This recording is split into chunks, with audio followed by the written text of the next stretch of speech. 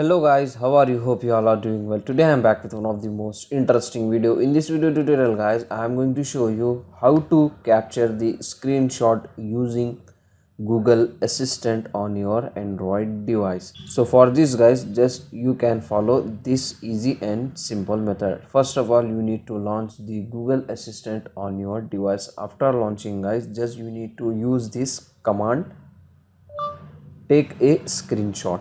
Got it. Taking a So screenshot. it will capture the screenshot of your screen. As you can see, now you can easily able to share that screenshot to anyone on your WhatsApp, Facebook, Instagram, as you can see guys. So with this help of method guys, you can easily able to capture the screenshot using the Google Assistant. So that's it for today guys, the short and very simple video. Hope you enjoy this. If you enjoy, please guys don't go back without like, share and subscribe to our channel. Thank you very much.